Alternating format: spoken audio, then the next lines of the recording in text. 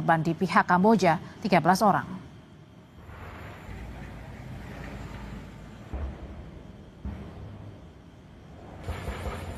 Yang Anda dengarkan adalah suara tembakan dan juga dentuman meriam terdengar di beberapa wilayah perbatasan Thailand dan Kamboja. Sejumlah warga di wilayah Provinsi Surin, Thailand ini berlarian menyelamatkan diri ke bunker. Pemerintah Thailand menyebut ada lebih dari 50.000 warga di perbatasan diungsikan.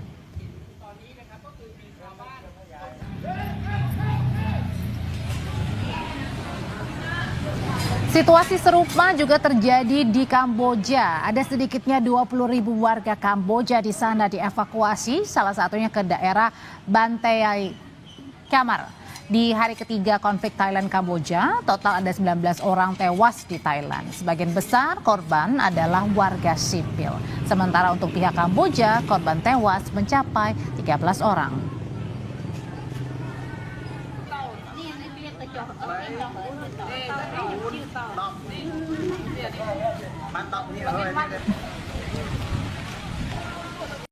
Bagaimana pemerintah Indonesia menyikapi konflik dua negara tetangga di kawasan ASEAN ini? Bagaimana juga menjamin keamanan warga negara kita yang berada di wilayah dua negara tersebut, Thailand dan Kamboja? Kita bahas malam hari ini bersama juru bicara Kementerian Luar Negeri Republik Indonesia, Roy Sumirat. Selamat malam, Pak Roy. Malam. Pak Roy, jadi kami ingin tahu dulu sebenarnya apa sikap dari Indonesia menyikapi konflik perang antara Thailand dan Kamboja? Iya, yang pasti dapat saya sampaikan bahwa pemerintah Indonesia terus mengikuti secara seksama perkembangan dinamika yang saat ini terjadi di perbatasan Thailand dengan Kamboja, dan tentu kita juga terus membuka komunikasi dengan kedua pihak di berbagai level, di berbagai tingkatan untuk dapat mendapatkan gambaran menyeluruh mengenai pandangan masing-masing terhadap situasi saat ini, karena tentu masing-masing negara memiliki versinya sendiri, dan tentu sudah sewajarnya apabila kita juga dapat turut membuka diri untuk mendapatkan informasi lebih lanjut dari kedua negara. Dan dalam hal ini dapat saya sampaikan bahwa Bapak Menteri Luar Negeri beberapa hari yang lalu langsung melakukan kontak dengan Menteri Luar Negeri Malaysia selaku Ketua ASEAN di tahun ini untuk terus mencari langkah-langkah yang bisa dilakukan oleh seluruh negara ASEAN untuk membantu dua negara tetangga kita nih, dua negara anggota ASEAN untuk dapat mencari solusi damai terhadap situasi yang saat ini terjadi. Nah, tapi kalau Pak Roy, sebenarnya untuk di zona perbatasan Thailand dan Kamboja yang sedang berkonflik ini, berapa banyak warga negara kita yang ada di sana, di zona merah?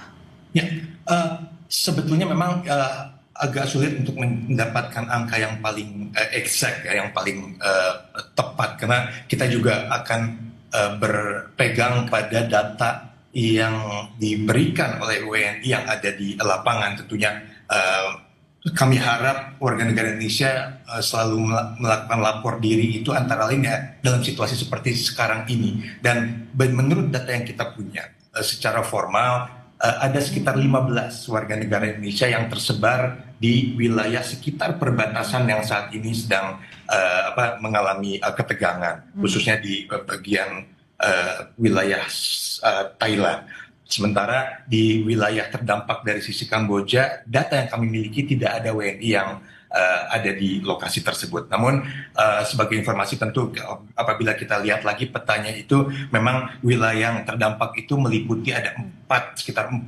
provinsi di Thailand dan ada 3 provinsi di Kamboja, dan itu sekitar 150 meter dari sana ada beberapa tempat di mana warga negara Indonesia sering berkunjung gitu ya. Tapi yang pasti di daerah yang saat ini dikatakan atau dideklar sebagai wilayah konflik tidak ada WNI yang ada di sana.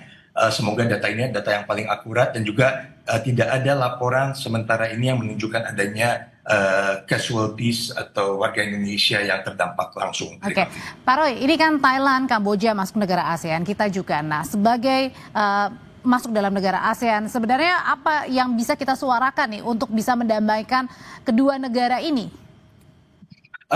Sebenarnya begini, kita harus kembali kepada hal-hal yang bersifat mendasar, dan kita meyakini bahwa terlepas dari berbagai macam dinamika atau perbedaan ya di antara kedua negara tersebut, tentunya ada keinginan untuk dapat kembali ke cara-cara damai untuk menyelesaikan berbagai perbedaan. Apalagi di ASEAN sendiri kita kan punya ASEAN Charter, piagam ASEAN. Kemudian lebih jauh lagi negara-negara ASEAN tersebut sejak bahkan pendirian pendirian ASEAN di tahun 67 kita pun memiliki sebuah traktat nih, Treaty of Amity and Cooperation, traktat untuk persahabatan dan kerjasama di seluruh negara ASEAN yang bahkan sekarang sudah diikuti oleh bahkan lebih dari 60 negara di luar kawasan ASEAN. Nah, jadi saat ini yang penting adalah kita mencoba untuk mendorong agar kedua negara ini dapat duduk dan dapat membuka diri untuk konsultasi dan dialog lebih lanjut. Okay. Kita sedang cari formulanya dan tentunya kita berharap kedua negara tersebut dapat membuka diri dan dapat melakukan dialog dengan negara-negara ASEAN-nya, terutama saat ini di bawah keketuaan Malaysia di ASEAN. Itu kita akan membantu, tapi yang dibantunya pun harus menunjukkan itikat untuk ingin dibantu. Begitu. Oke, Pak, kemudian kita balik lagi ya berbicara masalah Thailand dan juga Kamboja. Nah, ini kan Thailand juga salah satu destinasi atau tujuan yang biasanya juga sering ya warga negara Indonesia pergi ke sana. Apakah ada imbauan khusus ini untuk tidak pergi sementara waktu, baik ke Thailand atau ke Kamboja? Yang pasti pemerintah Indonesia dalam hal ini melalui kedutaan besar di Bangkok, Thailand ataupun di Phnom Penh di Kamboja terus intensif komunikasi dengan WNI yang ada di sana dan komunikasi dengan simpul-simpul tokoh masyarakat yang ada di sana untuk terus mengetahui situasi terkini. Dan juga melalui kedua KBRI tersebut pemerintah Indonesia sudah mengeluarkan himbauan untuk tetap tenang dan waspada dan juga untuk sebisa mungkin menghindari atau membatasi perjalanan ke wilayah yang terdampak langsung. Saya ulangi, dari atau batasi perjalanan ke wilayah yang terdampak langsung. Artinya tentu di sana ada ruang untuk warga negara Indonesia apabila tetap ingin melakukan perjalanan ke kedua negara tersebut di luar di wilayah-wilayah yang saat ini sedang yang krusial ya. Berarti Dan juga tentu yang paling penting terus mengikuti pemberitaan dari sumber-sumber resmi, baik itu dari otoritas setempat ataupun dari informasi dari pemerintah Indonesia. Ya, Pak Roy, ini kan perang Thailand, Kamboja, konflik kepemilikan wilayah ini terjadi cukup lama dan sekarang kemudian memanas kembali. Nah, kemudian apakah juga dalam waktu dekat begitu bersama Malaysia juga akan duduk bersama nih negara-negara ASEAN supaya ini tidak semakin melebar konfliknya? Ya, sebetulnya tanpa disebut ya ini given untuk ASEAN itu.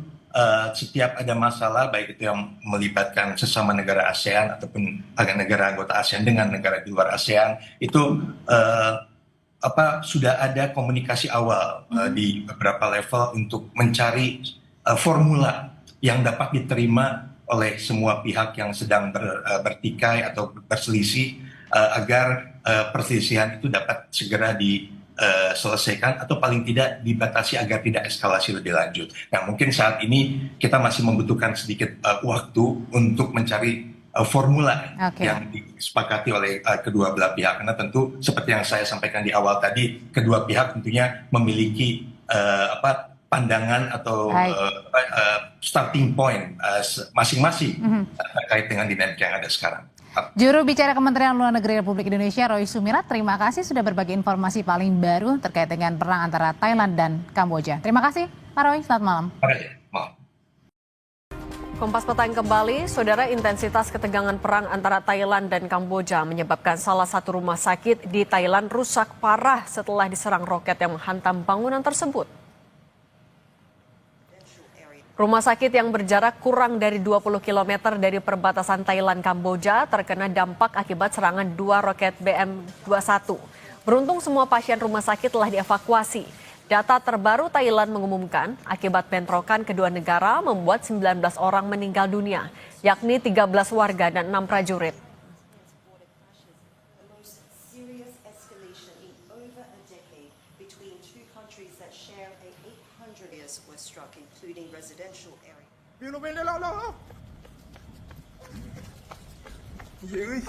Video dari lembaga penyiaran publik Thailand menunjukkan warga berlarian dari rumah mereka di tengah ledakan dan tembakan di kawasan perbatasan dengan Kamboja.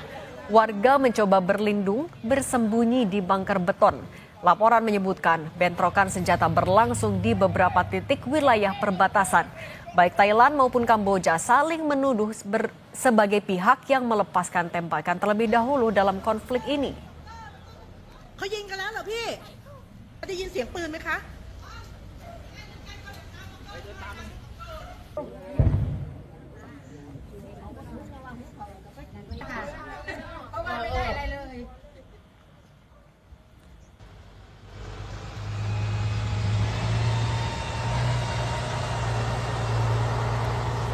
Akibat terus berlanjutnya saling serang antara Kamboja dan Thailand, sebagian besar penduduk desa di Provinsi Odar Meicei, Kamboja telah mengungsi untuk mencari tempat aman. Sebagian lagi tetap tinggal di rumah untuk melindungi harta benda mereka. Suara artileri terus terdengar di sekitar desa. Laporan reporter Associated Press di dekat perbatasan dapat mendengar suara tembakan artileri sejak dini hari.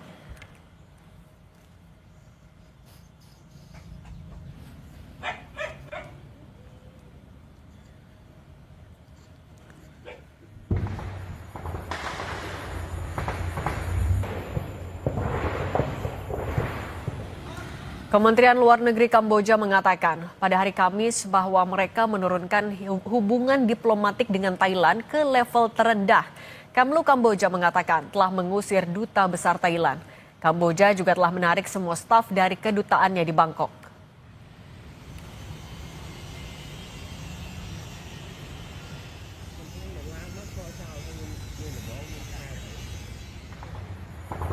Sementara di Jakarta, Istana telah berkoordinasi dengan Kementerian Luar Negeri memantau kondisi warga negara Indonesia yang tinggal di Kamboja dan Thailand. Mensesnek Prasetyo Hadi pastikan pemerintah telah menyiapkan langkah mitigasi jika terjadi eskalasi perang antara Thailand dan Kamboja.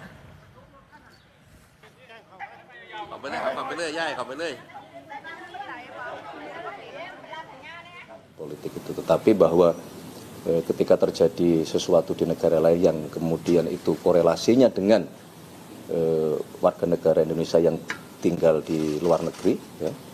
Kemarin kami sudah langsung berkoordinasi dengan Kemenlu untuk memastikan bahwa saudara-saudara kita yang tinggal di sana aman dan termonitor, termasuk menyiapkan mitigasi-mitigasi. Tentunya kita tidak berharap eskalasi akan meningkat, ya, karena sekali lagi itu akan berdampak secara global, termasuk akan berdampak ke negara kita. Lebih dalam membahas konflik antara Thailand dan Kamboja, kita bahas malam hari ini bersama praktisi dan pengajar hubungan internasional dari Sinergi Policies. Ada Dina Prapto Raharja. Malam Mbak Dina. Selamat malam Mbak.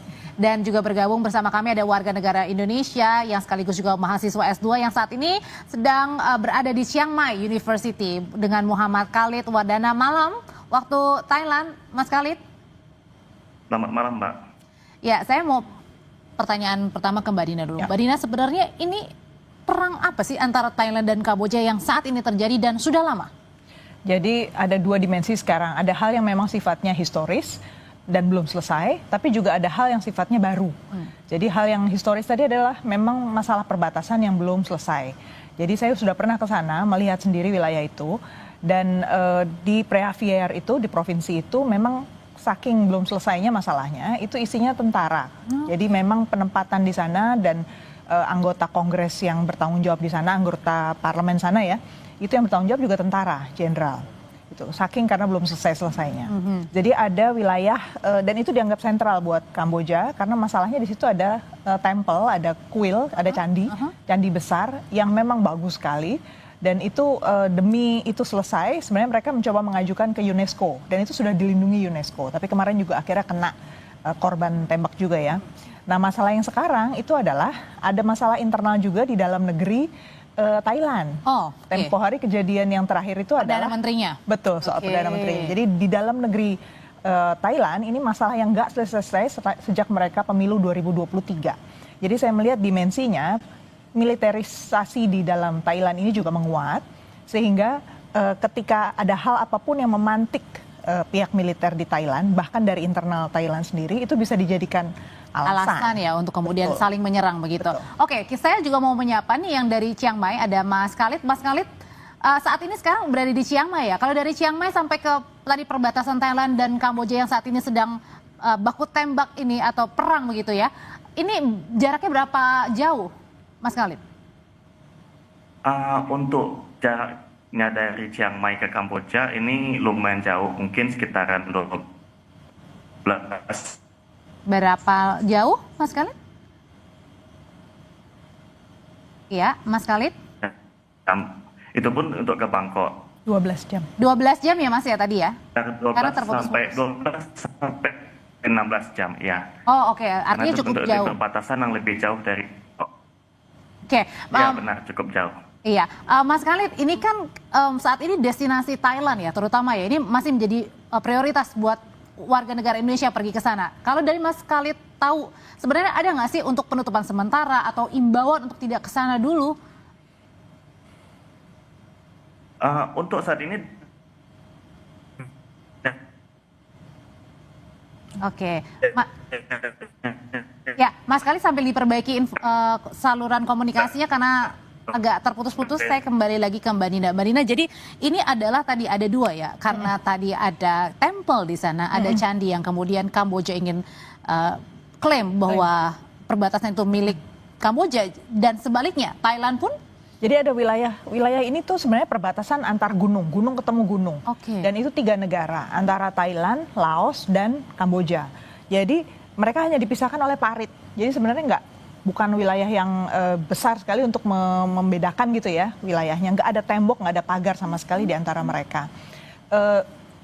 Anda bayangkan kalau ada kuil yang sangat atau candi yang sangat bagus dan sangat kuno gitu ya, itu adalah destinasi wisata. Jadi maunya pihak Thailand itu adalah pihak mereka menjadi pintu gerbang. Jadi itu miliknya Thailand supaya bisa menjadi destinasi wisata. Sementara pihak Kamboja tentunya merasa secara budaya itu lebih ke Kamboja. Gitu. Dan memang secara geografis saya ngeliatnya lebih masuk ke Kamboja karena udah beda gunung.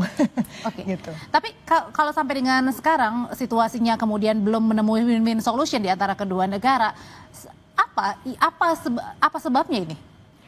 Ya ada banyak faktor ya, karena memang kita tahu dua belah pihak sama-sama rezimnya militer.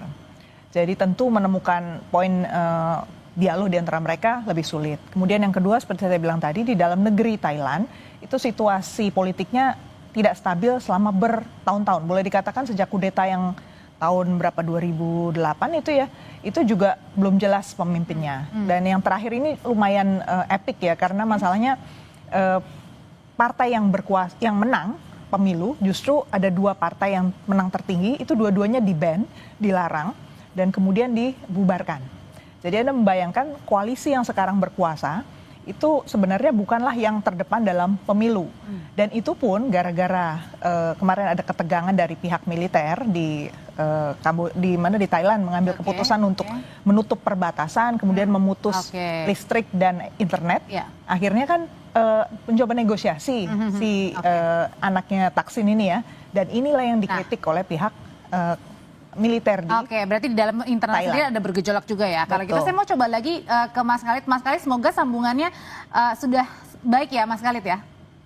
Ya, baik. Ini bagaimana? Oke, sudah baik. Oke, Mas kembali lagi tadi kan kalau di Indonesia ini banyak saat ini ya yang sedang pergi ke Thailand untuk berwisata begitu ya. Apakah Anda juga mendengar ada imbauan untuk sementara waktu misalnya tidak berpergian dulu ke Thailand? Ada. Kita dari KBRI Bangkok sudah mengeluarkan statement. Ada 2 himbauan. Yang pertama adalah himbauan yang pertama mengenai kejadian yang ada sekarang ini, itu konflik antara Thailand dan Kamboja. Diminta untuk tetap bertenang, berhati-hati, dan juga dari BPK Thailand sudah mengeluarkan himbauan juga. Nah, untuk hari ini baru saja ada pengumuman bahwa ada 2 provinsi dan meliputi 8 distrik di perbatasan Thailand yang bukan ditutup tapi dibuat darurat militer atau martial law, dan juga ada rencana dari pemerintah Thailand untuk mengubah fungsi beberapa taman nasional untuk menjadi markas tentara untuk sementara waktu.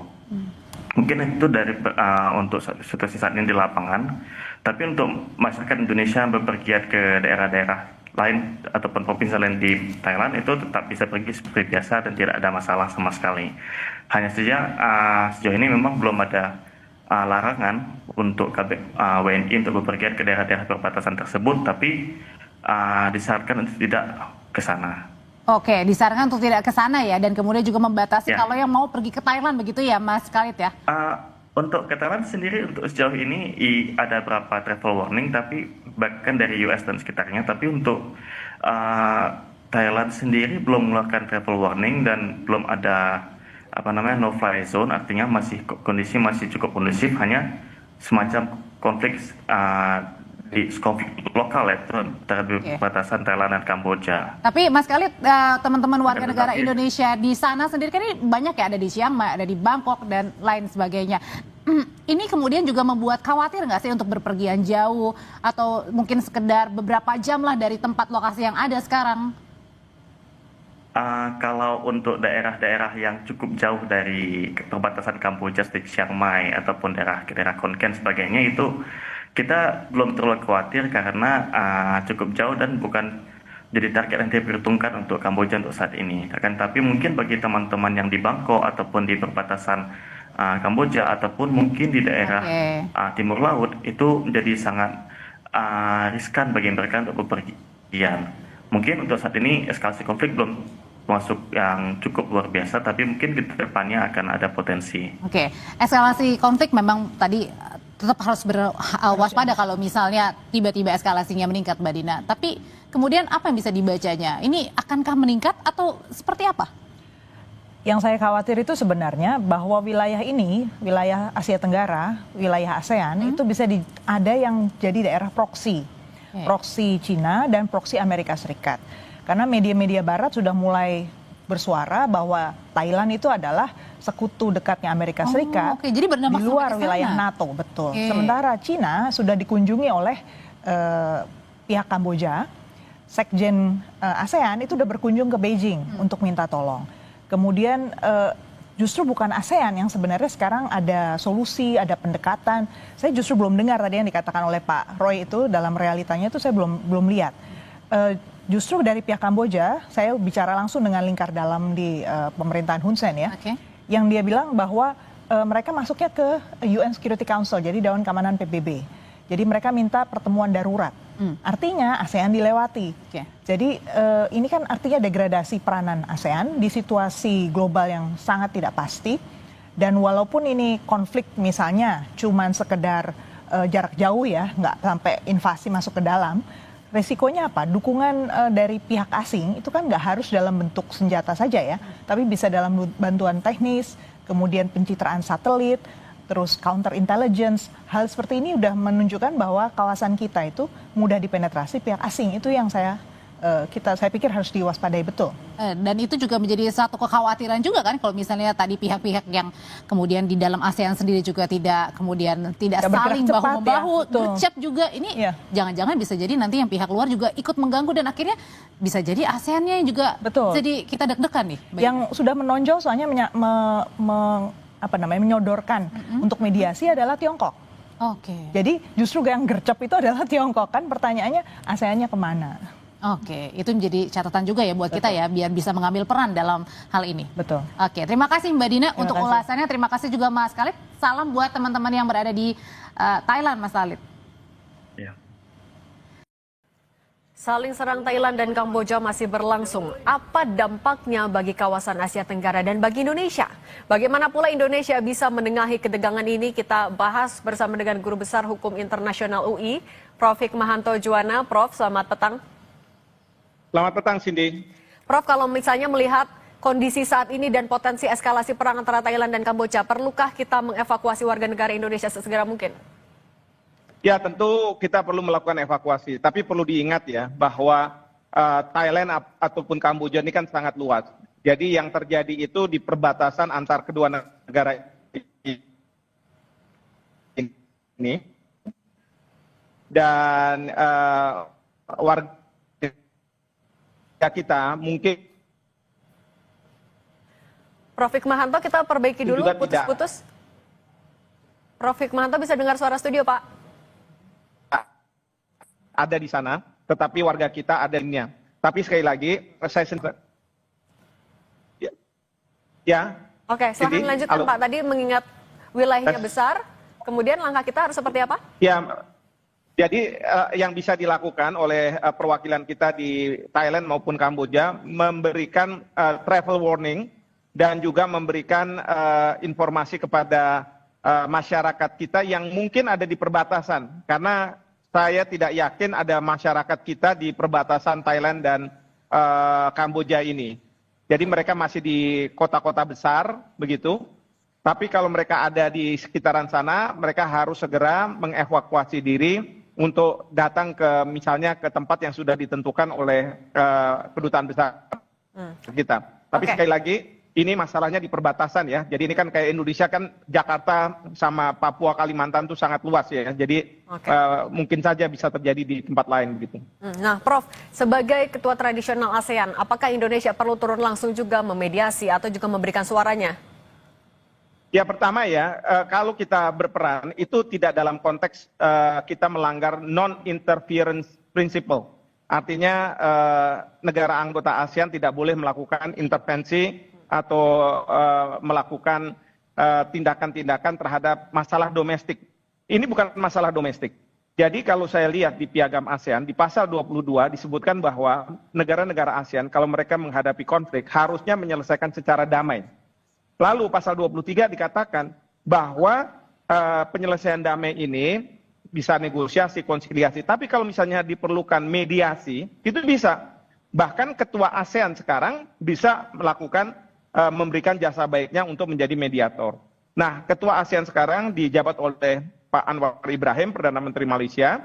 Namun demikian, kalau misalnya disepakati atau diminta oleh Perdana Menteri Malaysia, katakanlah presiden kita yang akan ditunjuk, itu juga bisa dilakukan hal tersebut untuk memediasi. Atau Pak Anwar Ibrahim bisa menunjuk tokoh-tokoh di ASEAN, termasuk juga di Indonesia, seperti Pak Yusuf Kala, Pak Hasan Wirayuda, atau Pak untuk melakukan shuttle diplomacy bolak-balik untuk bisa sampai pada titik bahwa kedua negara harus melakukan gencatan senjata. Karena jangan sampai ada kesan dari luar ASEAN mengatakan bahwa ASEAN sendiri tidak bisa menyelesaikan permasalahan di dalam ASEAN. Ini yang tidak baik ya. Jadi karena ini sekarang ini sebenarnya permasalahan dan ini berkaitan dengan masalah perbatasan mereka. Dan kalau kita tidak bisa menyelesaikan di ASEAN sendiri, maka itu akan mengurangi kredibilitas ASEAN.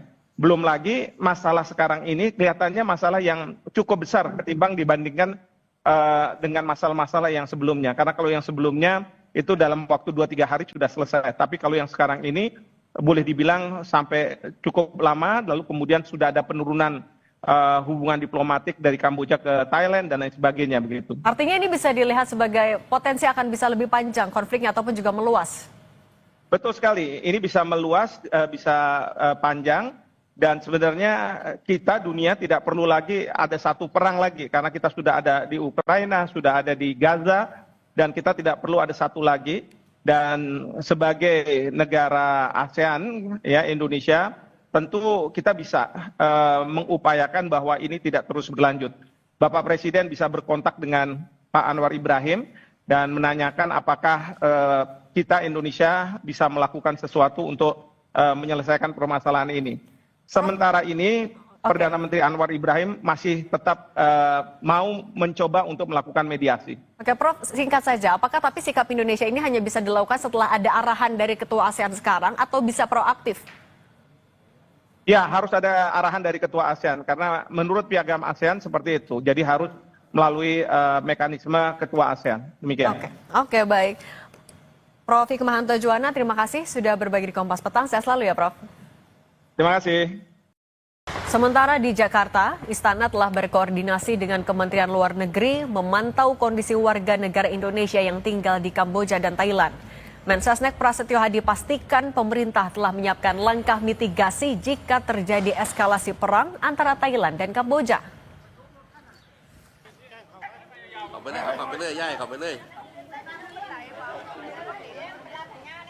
Politik itu, tetapi bahwa ketika terjadi sesuatu di negara lain yang kemudian itu korelasinya dengan warga negara Indonesia yang tinggal di luar negeri, ya, kemarin kami sudah langsung berkoordinasi dengan Kemenlu untuk memastikan bahwa saudara-saudara kita yang tinggal di sana aman dan termonitor, termasuk menyiapkan mitigasi-mitigasi. Tentunya kita tidak berharap eskalasi akan meningkat, ya, karena sekali lagi itu akan berdampak secara global, termasuk akan berdampak ke negara kita. Sejumlah warga Thailand berlari menyelamatkan diri saat militer Thailand dan Kamboja baku tembak di wilayah perbatasan. Sejumlah warga tersebut langsung berlindung di bunker beton tak jauh dari permukiman mereka. Baku tembak tersebut terjadi di sekitar Provinsi Surin dan Provinsi Ubud Ratchani, Thailand, di perbatasan barat laut Kamboja, Kamis pagi. Pemerintah Thailand mengungkap 19 orang tewas dalam baku tembak antara militer Thailand dan Kamboja itu. Bentrokan tersebut memaksa ribuan warga dari 80 desa di Provinsi Surin mengungsi. เพราะว่าถ้าอยู่เรากลัวไม่ปลอดภัยค่ะเราก็ต้องมาค่ะเราก็จะอยากให้สงบแล้วเราก็จะได้กลับไปคืนอยากไปทำงานปกติของเราไม่อยากให้มีเหตุการณ์แบบนี้เลย Sementara itu, pemerintah Kamboja mengungkap 13 orang tewas akibat baku tembak kedua negara. Ratusan warga Kamboja meninggalkan desa mereka dan mendirikan tenda darurat di sekitar kuil wilayah Odar Meanchey, Kamboja.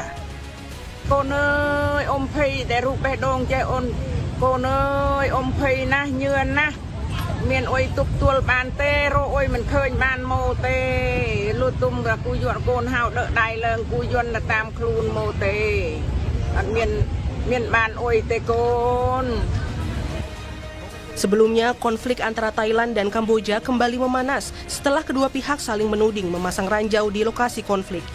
Tahun 2011 hingga 2013 lalu, kedua negara juga saling serang akibat sengketa tumpang tindih perbatasan.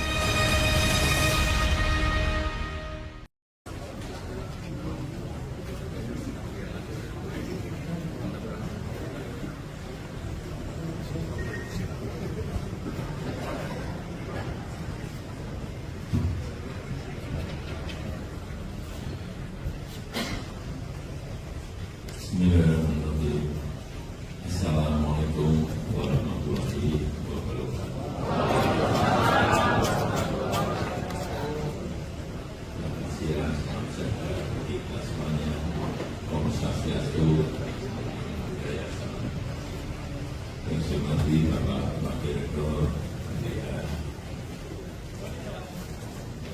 Sahabat-sahabatku semuanya, bagi saya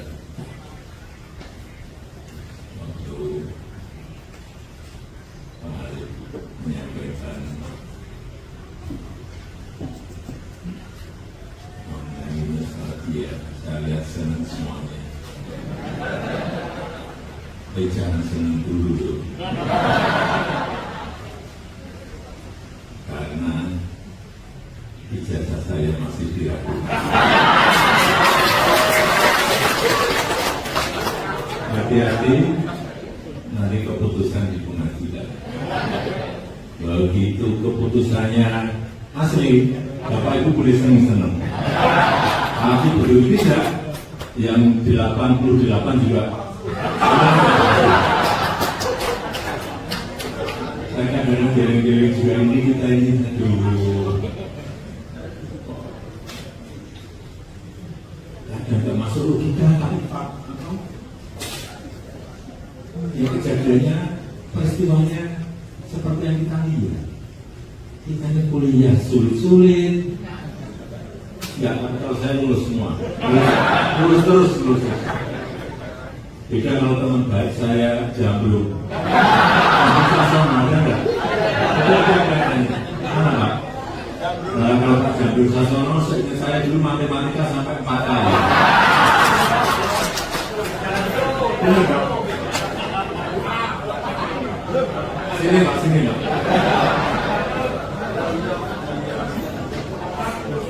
Dosennya Pak Dalio. Ini berapa kali Pak matematika Pak?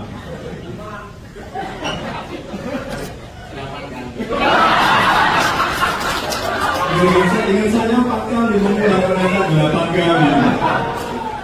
Saya ingat beliau ini teman dekat saya kemana-mana dengan saya, jadi saya ingat betul. Nah kalau yang diragukan Pak Jagung itu boleh. Kalau kembali karena mengulang terus, saya itu nggak pernah mengulang. Terima kasih Pak.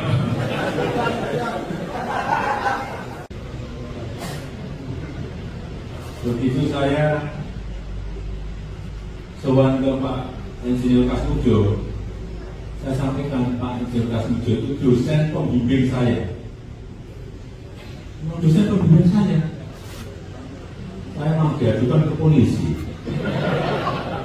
Makanya pembohongan publik dosen saya. Dosen pembimbing saya betul. Dan setelah lulus pun Pak Insinyur Kasmujo masih datang ke pabrik saya 4 kali dengan saya. Saya ada masalah dengan pengeringan kayu, saya ada masalah dengan insek yang ada di kayu, dan saya ada masalah dengan finishing. Beliau mentori bagian produksi di pabrik yang saya miliki. Kok nggak boleh? Katanya bukan dosen pembimbing, dosen pembimbing. Kalau saya sampai kapanpun saya akan menyampaikan Pak Insinyur Kasmujo itu dosen pembimbing saya. Memang dosen pembimbing saya. Tapi ya, itulah yang namanya politik. Ini politik.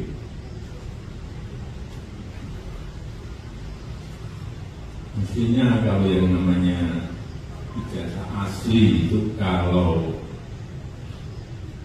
Ibu Rektor sudah menyampaikan ijazahnya dikeluarkan oleh UGM, Bapak Dekan Fakultas Kehutanan juga sudah menyampaikan bahwa ijazahnya asli dan saya kuliah di situ sudah.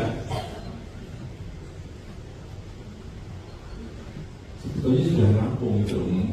Yang membuat produsennya sudah menyampaikan seperti itu.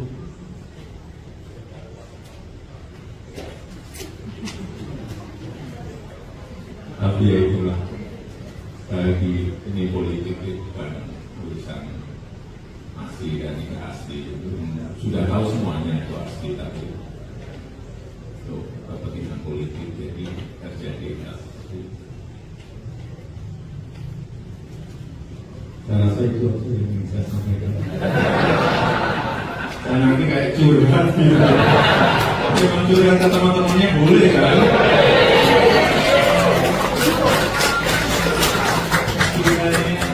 Kuliah lama bareng, referensi bareng, orang agama bareng. Kalau pas KKN-nya ke pabrik Nusantara Plywood bareng, ke Sarada di Ngawi juga bareng, kemudian ke konservasi ke Pangandaran dan ke Ujung Kulon juga bareng, ke Cilacap bareng, ya Cilacap dan Batu Raden bareng. Pembicaraan ringan-ringan. Jadi, dan beliau juga bercerita mengenai perjalanan ke Arab Saudi, ke Brasil, ke Uni Eropa, dan juga waktu telepon dengan Donald Trump, saya kira yang ringan-ringan kok. Nggak ada pembicaraan terkait politik, Pak? Nggak ada. Kalau pembahasan tentang pemakzulan Mas Gibran? Nggak ada, sama sekali nggak ada. Siap. Ada pembicaraan terkait PSI, Pak? Itu kan Kongres. Ya, hanya guyonan-guyonan aja, tidak ada mengenai PSI, tidak ada hal yang serius yang dibicarakan. Guyonan-guyonan aja mengenai PSI, Partai Gajah, guyonan-guyonan itu. Beliau bercerita mengenai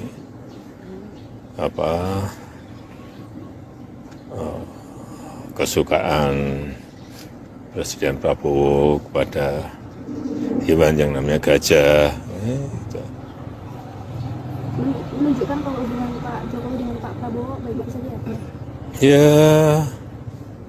Ya biasa-biasa saja. Baik-baik saja.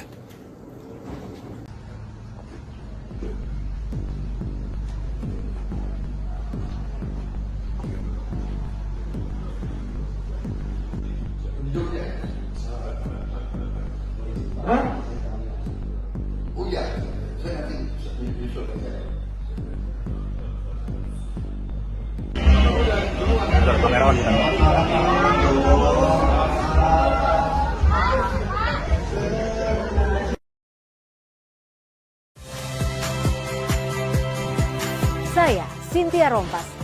Saksikan program-program Kompas TV melalui siaran digital, pay TV, dan media streaming lainnya. Kompas TV, independen, terpercaya. Iya, begini, jangan salah paham dulu ya Bang Silver. Saya termasuk orang yang mengkritisi Jokowi ketika Mas Gibran maju. Saya tetap kritis sampai sekarang, tapi saya tidak terlalu nyaman sebetulnya dengan isu ijazah palsu. Tapi silakan teman-teman yang mengkritisi dari cara lain. Yang saya kritisi dari Bang Silvester dalam konteks merespon kritik-kritik seperti ini adalah jangan campur adukan dengan istilah yang tadi Bang Silvester sudah sebutkan sendiri, ad hominem. Bahwa ketika ada sebuah isu ingin kita uji bersama, baik sifatnya hukum atau sifatnya politik, langsung dikaitkan dengan pihak yang kalah pilpres. Saya pernah berdebat keras dengan Bang Silvester terkait dengan isu pemakzulan dari Forum Purnawirawan, itu dikaitkan dengan yang kalah pilpres. Tadi saya jadi bingung sendiri nih, berbeda lagi aktornya, karena yang dikatakan bukan yang kalah pilpres, tapi yang ada dalam bagian koalisi. Warnanya biru, mantan petinggi negeri, anaknya ingin dijadikan pengganti. Kan kemudian orang mengarah pada Partai Demokrat. Tetapi apapun itu, Bang Silvester, ketika kemudian narasi seperti itu, yang kasihan Pak Prabowo. Ini kan seakan-akan meragukan kapasitas kepemimpinan seorang Prabowo untuk menjaga kondusivitas antar aktornya. Untuk kemudian bisa menegur pihak-pihak yang ada sebagai musuh dalam selimut. Ini yang akhirnya bisa merenggangkan hubungan antara Pak Jokowi dengan Pak Prabowo. Kalau Bang Silvester atau teman-teman lain yang menuding seperti itu dianggap sebagai representasi suara Pak Jokowi. Ini sangat tidak Pak Jokowi. Kalau memang yakin bahwa ijazah Pak Jokowi asli, hadapi secara hukum, otomatis nanti ujungnya akan menjadi sebuah kemenangan kok. Cara Pak Jokowi juga menurut saya masih elegan yang dilakukan hari ini misalnya. Ketika kemudian tapi Pak Jokowi gini Mas Oto. Reuni. Tapi Pak Jokowi bilang sebelumnya bahwa tokoh ataupun aktor besar politik ini di balik tudingan ijazah palsu sudah diketahui oleh publik. Ya, itu juga menurut saya sebuah blunder dari Pak Jokowi yang biasanya sebagai seorang presiden gaya berpolitiknya nggak seperti ini. Pak Jokowi itu biasa menggunakan pihak ketiga untuk menyuarakan sebuah fakta atau informasi yang beliau ketahui. Saya agak kaget Pak Jokowi mengomentari seperti ini dan kemudian diteruskan dengan bahasa yang lebih spekulatif oleh para relawannya. Yang terjadi adalah sekarang seakan-akan Pak Jokowi punya musuh baru lagi nambah. Entah yang namanya Partai Biru, mantan petinggi negeri, anaknya yang dituduh untuk menggantikan. Jangan sampai loh, orang sudah pensiun akhirnya dipenuhi oleh energi untuk menjawab isu-isu seperti ini, apalagi harus menambah musuh. Itu saya pikir masukan buat teman-teman relawan Jokowi. Saya ingin ke Bung Silvester lagi. Bung, ini kan artinya proses hukum sedang berjalan, tapi digeser dalam tanda kutip ke ranah politik. Apakah ini membuktikan ataupun menjadi sinyal Pak Jokowi juga agak takut nih, karena Bung Roy dan koleganya punya hal-hal baru mungkin tiap minggu bahkan? Pak Jokowi dan kami semua tidak takut 1% pun. Ya, dan Pak Jokowi happy aja. Saya hanya mau highlight sedikit bahwa hubungan Pak Jokowi dengan Pak SBY ini sangat baik. Ya, kita lihat waktu Demokrat dibegal waktu itu, Pak AHY dipanggil oleh Pak Jokowi dan akhirnya Mas AHY pun dijadikan menteri oleh Pak Jokowi. Ya, itu yang saya bilang tadi. Terus mengenai ad hominem, Bang, Abang harus tahu bahwa makian terhadap Pak Jokowi oleh para purnawirawan dan penuduh ijazah palsu ini udah sangat keterlaluan gitu loh. Ya, jadi kembali lagi jangan menuduh orang, tapi yang sebelah ini memaki-maki Pak Jokowi, adili Jokowi sampai bilang PKI nggak mau dipimpin oleh monyet. Itu kan ad hominem gitu. Jadi jangan menuduh kami, tapi kami ini hanya membalas gitu loh. daripada tuduhan-tuduhan ini. Jadi jangan membela membabi buta juga karena Anda termasuk bagian dari situ gitu. Baik, saya ingin ke mohon maaf, sebenarnya yang dituduh adalah TPUA dan Roy Suryo CS, tapi Bung Silvester juga merasa tertuduh. Tanggapan Anda? Enggak, saya pikir makanya kalau ini masalah ijazah biarlah hukum yang berjalan, itu clear. Jadi nggak usah ditarik kemana-mana terlalu jauh gitu loh maksud saya. Nah kalau termasuk ranah politik ya? Iya, karena politik gitu loh. Apalagi tadi Bung Sir juga mengatakan bahwa ya pembegalan Demokrat itu coba ketua KSP siapa waktu itu? Jenderal Muldoko. Itu yang ingin. Jenderal Muldoko sekarang ada di mana? Tapi itu pribadinya Pak Mulma, Bang. Tetap. Saya tahu persis. Bukan. Saya sudah menanyakan Pak Muldoko. Bukan. Saya tanya Pak Muldoko, Anda di order Pak Jokowi tidak? Pernah nggak Pak Muldoko dipanggil oleh Pak Jokowi? Dan Pak AHY dipanggil Pak Jokowi di Istana Bogor. Baik, kita makanya AHY dikasih menteri oleh Pak Jokowi. Silakan Bung Azam. Jangan kita kembali ke isu ijazah ya. Pak Muldoko sudah melakukan itu. Siap. Tapi kan ada pembiaran. Baik. Itu di zaman siapa? Saya mau tanya. Saya minta. Ini penting juga. Saya minta tanggapan Mas Toto. Silakan Mas. Bung Dipo. Siap. Ini isinya udah berbeda, makanya jadi kemana-mana. Betul. Bung Silvester, masukan saya tadi itu simple. Ad hominem itu bukan dalam konteks Anda tidak boleh membalas sebuah isu. Poin saya adalah ketika ada sebuah isu yang Anda bisa kemudian counter secara hukum, counter secara politik dengan objektif dan bijaksana, tapi Anda generalisasi kemudian misal, oke, yang bicara pemakzulan Anda yang kalah pilpres. Yang kalah pilpres banyak. Dan tidak semua berpolitik. Yang kalah pilpres sedang bekerja, meneruskan kemudian pekerjaannya dan mungkin mengkritisi dengan nalarnya.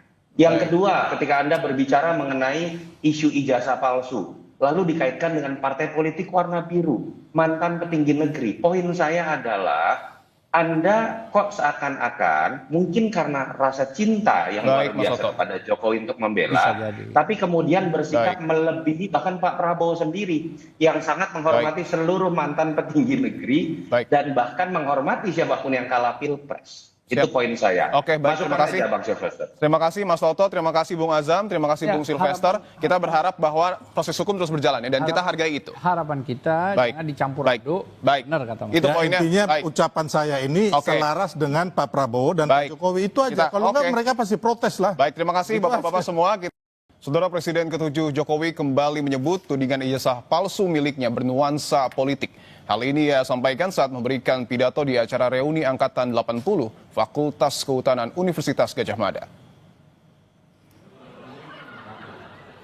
Dalam sambutannya Jokowi bercerita panjang mengenai pengalaman kuliahnya termasuk skripsi, kuliah kerja nyata dan para dosen pembimbing yang pernah mendampingi masa studinya di UGM. Cerita ini disampaikan setelah isu ijazah palsu terkait dengan ini kembali mencuat ke publik. Di hadapan rekan-rekan seangkatannya Jokowi kembali menyebut tudingan ijazah palsu miliknya sepenuhnya bernuansa politik. Menurutnya persoalan keaslian ijazahnya seharusnya sudah rampung mengingat UGM sebagai institusi penerbit ijazah telah memberikan pernyataan resmi.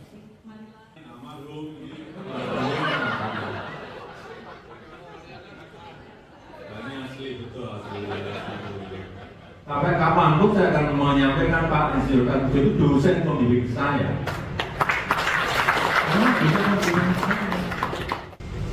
Itulah yang namanya politik. Ini politik.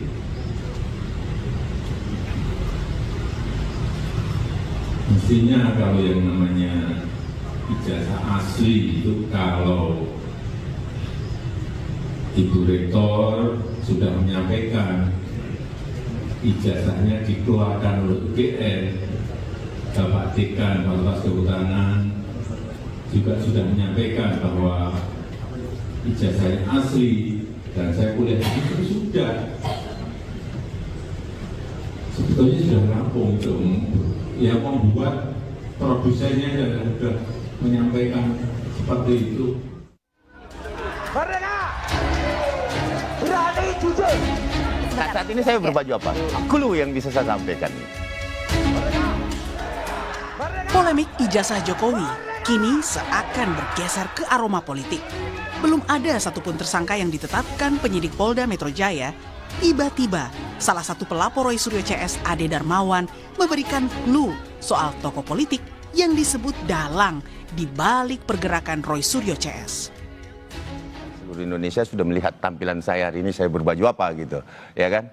Nah, sisa men-challenge saja, mencari pemikiran sendiri, berpikir masyarakat sendiri. Bahwa siapa sih kira-kira dalangnya gitu loh. Nah, saat ini saya berbaju apa?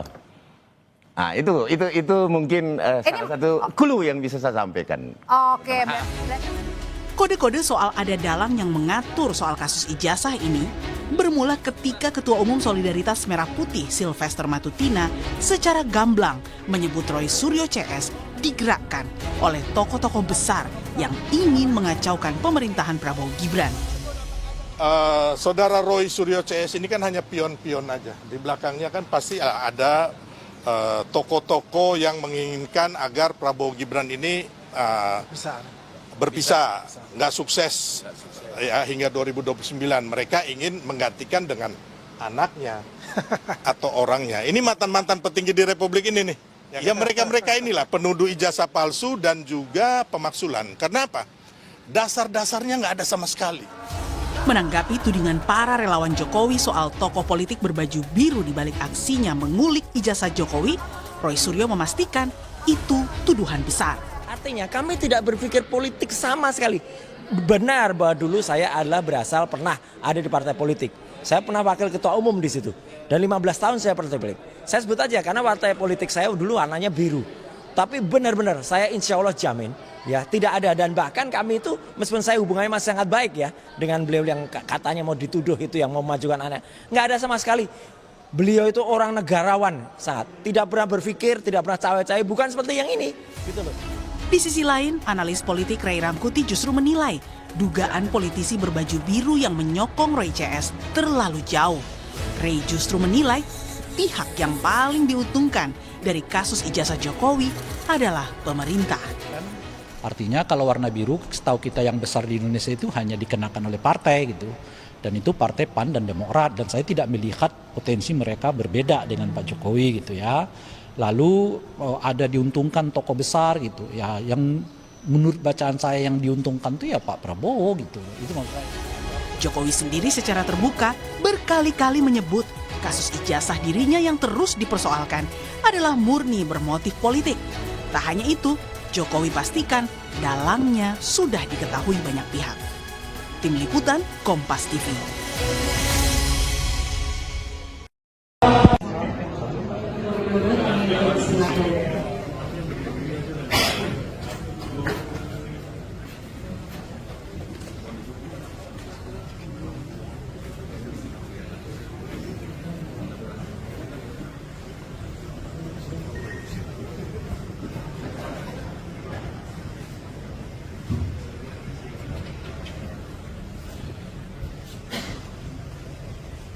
Bismillahirrahmanirrahim. Assalamualaikum warahmatullahi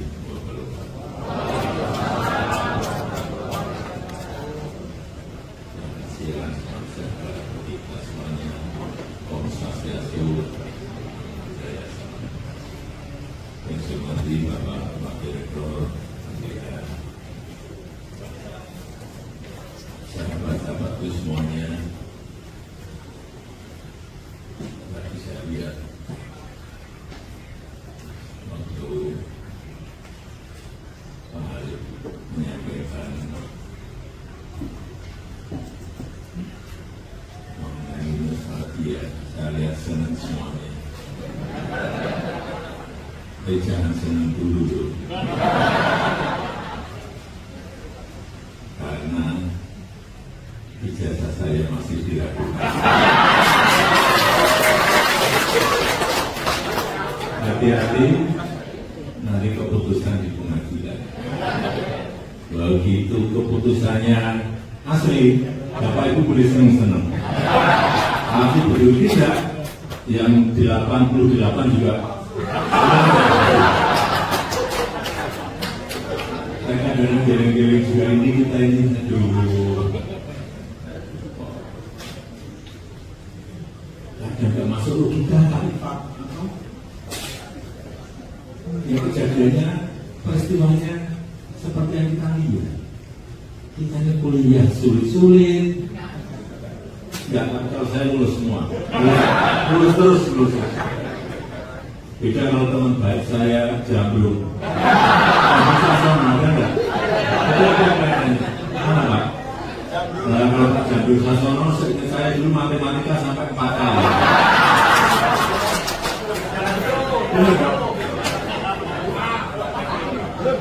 Sini Pak. Dosennya Pak Dalio. Ini berapa kali Pak matematika Pak?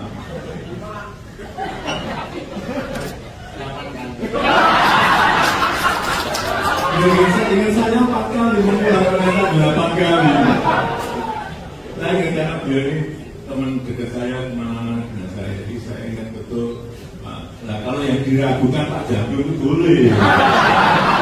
Matematika mengulang terus. Saya nggak pernah mengulang. Terima kasih Pak.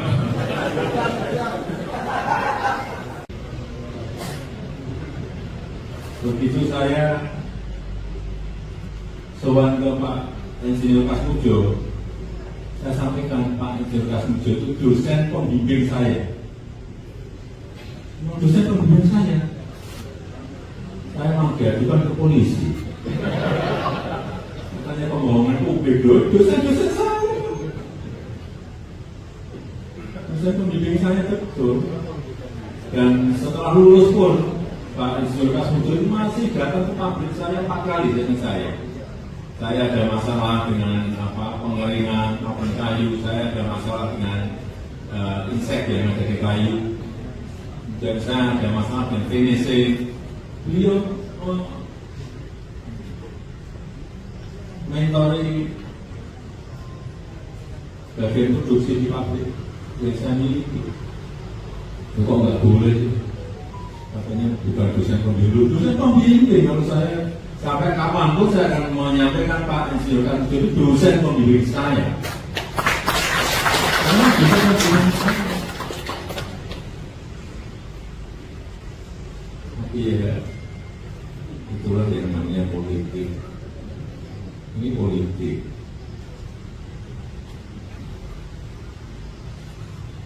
Mestinya kalau yang namanya ijazah asli itu kalau Ibu Rektor sudah menyampaikan ijazahnya dikeluarkan oleh UGM, Bapak Dekan Fakultas Kehutanan juga sudah menyampaikan bahwa ijazah yang asli dan saya kuliah di situ sudah. Sebetulnya sudah rampung itu. Yang membuat produsennya sudah menyampaikan seperti itu.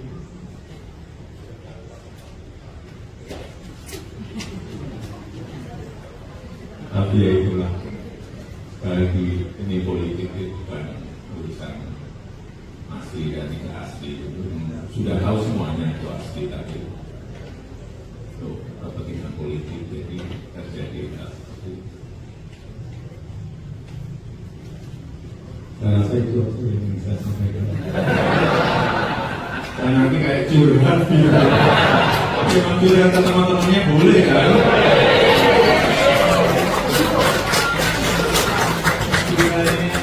Kuliah lama bareng, tradisi bareng, orang agama bareng.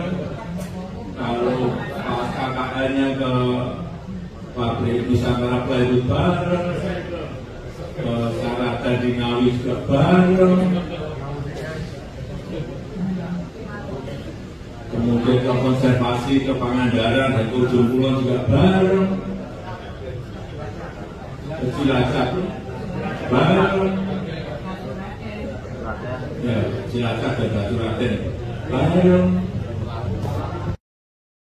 Kesorotan berikutnya, situasi Thailand dan Kamboja masih memanas. Baku tembak terus terjadi di beberapa wilayah perbatasan kedua negara. Di hari ketiga konflik, total ada 19 warga Thailand tewas, sedangkan korban di pihak Kamboja 13 orang.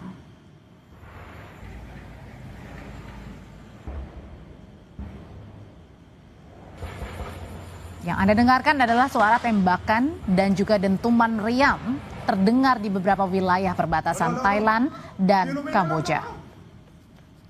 Sejumlah warga di wilayah Provinsi Surin, Thailand ini berlarian menyelamatkan diri ke bunker. Pemerintah Thailand menyebut ada lebih dari 50.000 warga di perbatasan diungsikan.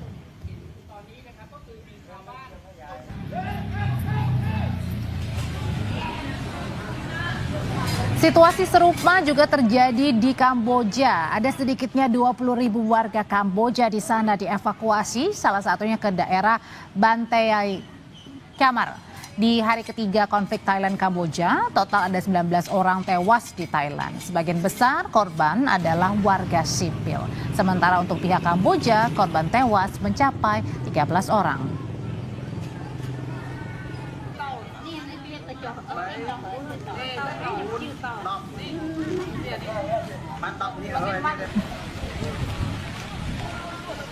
Bagaimana pemerintah Indonesia menyikapi konflik dua negara tetangga di kawasan ASEAN ini? Bagaimana juga menjamin keamanan warga negara kita yang berada di wilayah dua negara tersebut, Thailand dan Kamboja? Kita bahas malam hari ini bersama juru bicara Kementerian Luar Negeri Republik Indonesia, Roy Sumirat. Selamat malam, Pak Roy.